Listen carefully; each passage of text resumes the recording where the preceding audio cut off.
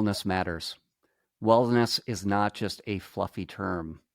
Wellness is also not having a gym in your office and saying we've done our job, because employees will naturally just make time to do it.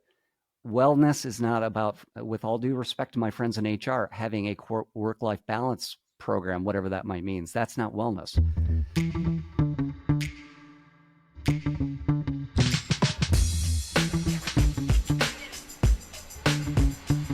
Hey, it's Relationships at Work, a leadership podcast helping you build workplace connection, improve culture, and avoid blind spots.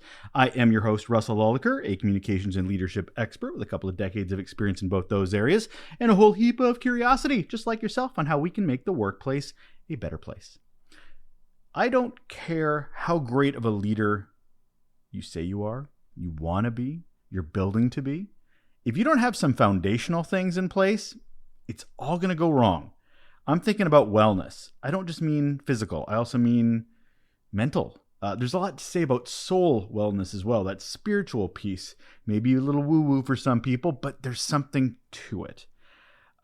This is the kickoff. This episode right now, it's the first in our 4-part series with Stephen Kohler on wellness, on understanding our bodies, understanding our teams, so that we can really understand what's lacking, maybe some red flags that we should be paying attention to when it comes to our wellness, and what we really should be focusing on in order to be better leaders.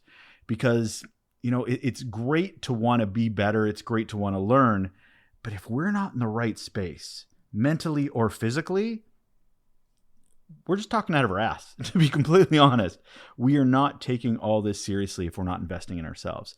So really excited to share this conversation with Stephen with you. The first episode is right now, and we're going to focus on clarity, as we always do on Monday, to really understand what the heck we're even talking about. So let's talk about wellness. Hold on.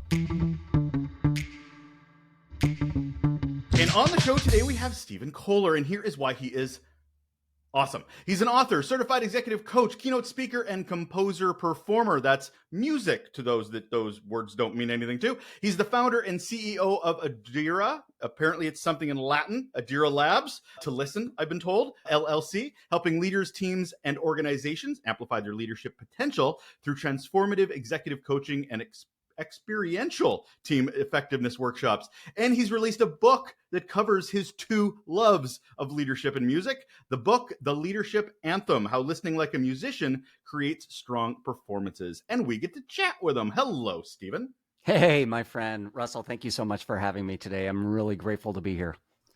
I'm excited to talk about wellness today.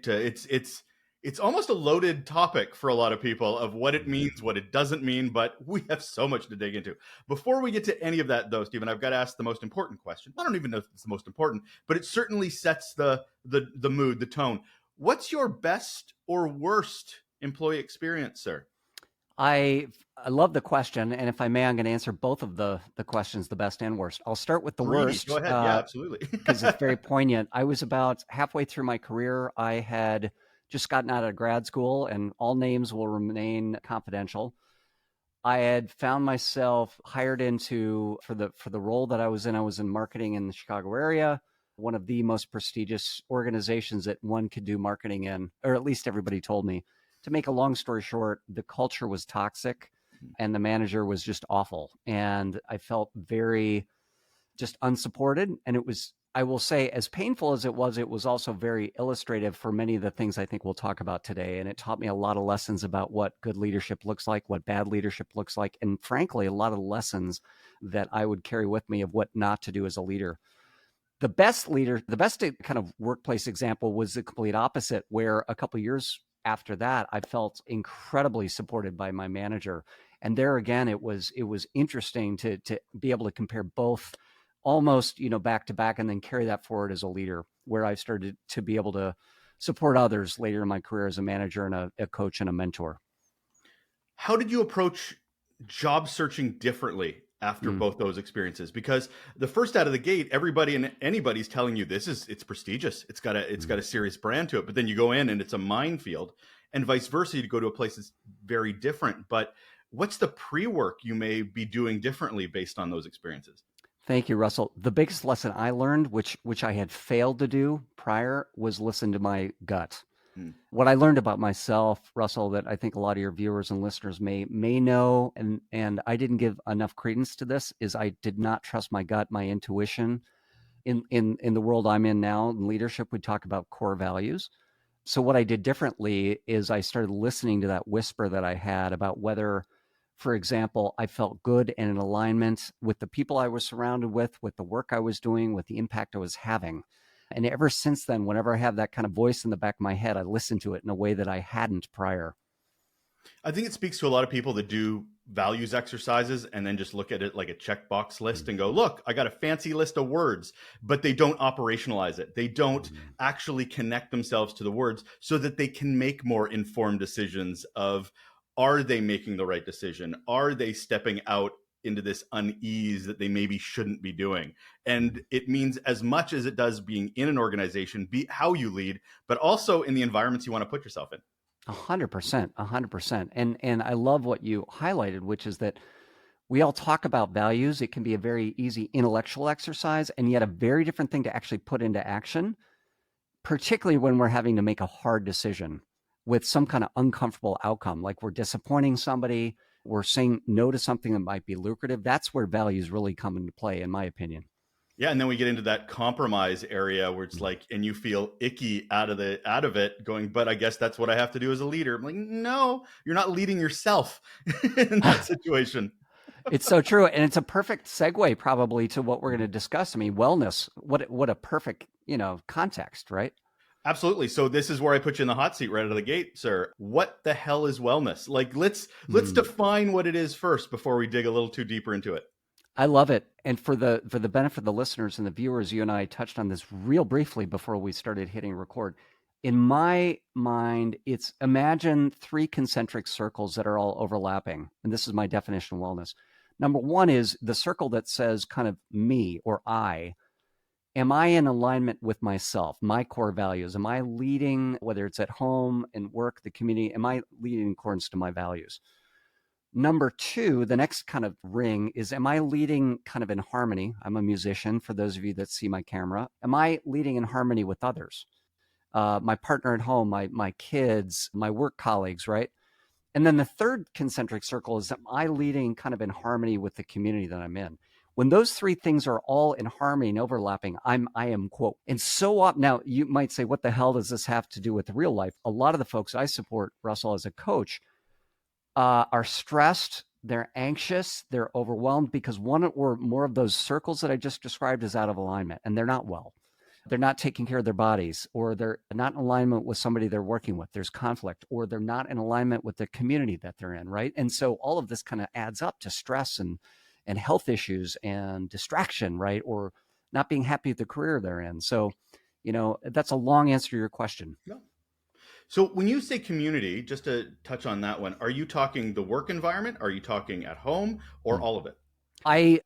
To beg the question, I would say community can be whatever you define it, but immediately to me, I think in 3 forms. One is, let's say the community, let's say that I have with myself.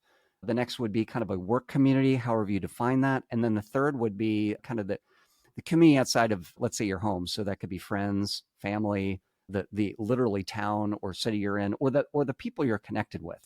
For example, I'm a musician, so I would say one of my communities, the music community where I live here in Chicago.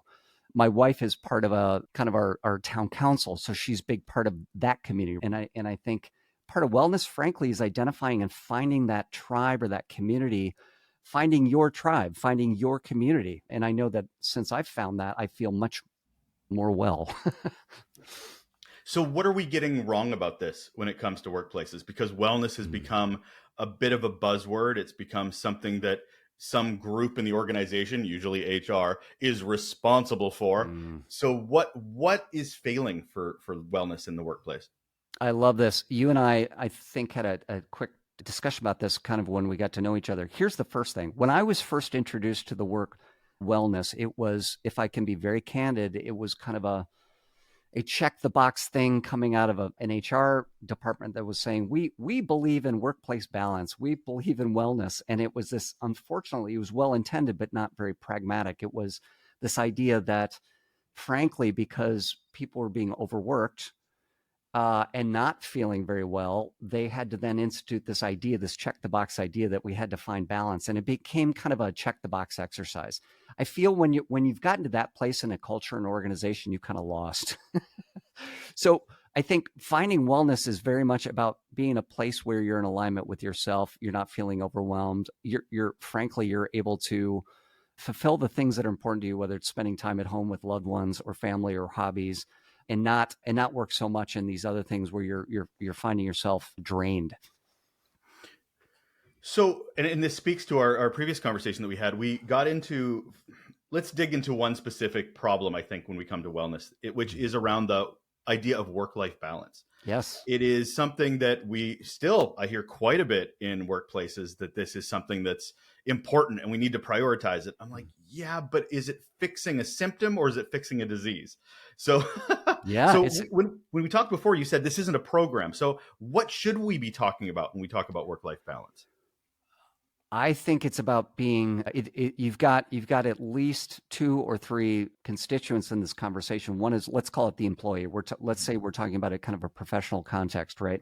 Whether it's for-profit, non-for-profit, whatever, you have the employee. And the employee being able to have the freedom and flexibility, frankly, to be able to not only do the work that's expected, but also be able to have the time and the balance for themselves so that they can get the sleep they need and have time with friends and family they need. And so you could say, okay, what does that mean pragmatically? Simple things that the organization can do, like institute policies like we're not going to have emails sent after 5 p.m. or we're going to have we're not going to have managers emailing people over the weekends. I'll give you a great example, practical example. I was once part of a nameless organization. The CEO, very successful organization. I swear, Russell, he had this explicit policy. He said, I don't care where you are, meaning the employee, or when I email you or text you, but I expect a response within 1 hour. And that was the tone that was set in the culture. So everybody, it didn't matter if it was 2 a.m. It didn't matter if you were with somebody, loved one over the weekend, you felt this pressure, I have to respond. And that created a certain culture. So wellness, I think, starts with a relationship between the organization, its values, what it wants to create, and then, frankly, also the employee setting boundaries. One of the things I do a lot as a coach is help employees set boundaries for themselves and with the organization about where to cut that line off and say, look, I've got a soccer team or a soccer game to take my child to at 4:30 p.m. and 5 p.m. and that's important to me. So I'm gonna turn off my computer then, right? I will get back to you, but these boundaries are important. You reminded me of a story. I remember talking to an executive once who was literally bragging that they liked to call staff off hours and judge them based on whether they responded or not. So they would call them at 11 o'clock at night. And if they responded, great. If they didn't, they were having a talking to the next day. So they were cultivating this fear in the culture and thinking that was the way to lead. When I'm thinking of a wellness perspective going, you're not only disrupting their wellness in the workplace, you're making it bleed into their home life. And what are you getting from that employee when they come in the next day? Like, exactly. What is the quality of their life and of their work experience? 100%. One of the things, I may have touched on this earlier, I think one of the biggest things that has, going to the theme of today's discussion about wellness, that impacted in a positive way the collective dialogue around wellness is the pandemic. Now, why do I say that? Because coming out of the pandemic, as I'm sure you know, and a lot of the listeners and watchers of this podcast know, we as a species, generally, many of us realize that life is too short. And as we and we had the Great Resignation, and people are like, life's too short to work in jobs and roles that are not fulfilling. And what that allowed us to do is start redefining the relationship that we individually had about wellness and also with our employers. And we started being, as a population, employees started to be able to tell their employees, look, I expect to be able to do work that's meaningful, purposeful. I expect to have a reasonable work-life balance. And, oh, by the way, if that's not in alignment with the organization, I'm going to look for an organization that will do that. There's been obviously a big push on hybrid opportunities for employees. I know that pendulum is starting to swing, at least for the U.S. The pendulum is swinging back a little bit given the labor economy. I still believe, as a leadership coach, the best most progressive organizations will say, look, talent or people are our greatest asset. We're gonna do whatever it takes to get that great talent, and we're gonna create flexible work environments and work-life balance so we can attract that talent, so we can attract, develop, and retain. If you are in East Asia, awesome. If you were in Central US, awesome. If you're in Canada, awesome. What's it going to take to bring you on board? Because we don't care where you are. So I think the definition of wellness has changed dramatically in a way that was not true, say, 20 or 30 years ago. So I'm gonna get right to where I know a few people are probably thinking, going, wellness, yeah, it sounds great, but it's this nebulous thing. I know Stephen's kind of explaining it a bit, and getting to the point. What's the ROI? ROI me, Stephen. Like, what's the ROI of wellness? How can I put that in a strategic plan? I love it. I'm glad you asked that, because one of the things I like to do is speak to the skeptic, particularly what I'll call the left brain analytics, particularly the CEOs who look at dollar signs, right? So what's the ROI of wellness? The first thing I'll tell you is productivity. You talk to any economist, you talk to for the organizations that have metrics around this, the first thing you'll see around wellness is productivity for your employees. Productivity, the amount of output per hour, depending on how you quantify, that's a real thing. If workers are burned out, or they're feeling drained, or they're feeling stressed, by definition, they're not going to have as high of productive output. The second thing you may care about as a skeptic, or if you're looking at quantifiable ROI, is turnover. Organizations, any HR, CHRO will tell you one of the first things they're looking at is turnover. Turnover affects the bottom line. As many of your listeners and viewers will tell you, there's a powerful metric that talks about the cost of turnover. So if whatever your salary is for an employee, can anybody guess what the cost of losing that employee is? It's at least double their salary to recruit, hire, train, and onboard the next employee, the replacement. And it's probably 3 times now. And then there's the qualitative aspect. Those two are quantitative. The third part is cultural. And you get work-life satisfaction, you get job, whatever metric you want to look like, employee satisfaction, right? You ask an employee on an employee survey, how likely would you be to refer a friend to work at this organization? And you get to things like Glassdoor. All of these things about wellness turn into dollars and cents very quickly. And why does that matter? Because the best organizations are able to attract, develop, and retain employees, which then leads to dollars and cents and bottom line outcomes. That's it. We're done. Another episode of Relationships at Work, a leadership podcast helping you build workplace connection, improve culture, and avoid those blind spots. I'm Russel Lolacher. Big thanks to Stephen Kohler, who's going to be here with us the whole week. That was episode 1 you just listened to. 2 is tomorrow. We're going to focus on self, because wellness, well, we have to be good, right? We can introduce it to our teams. We can understand how it fits in culture.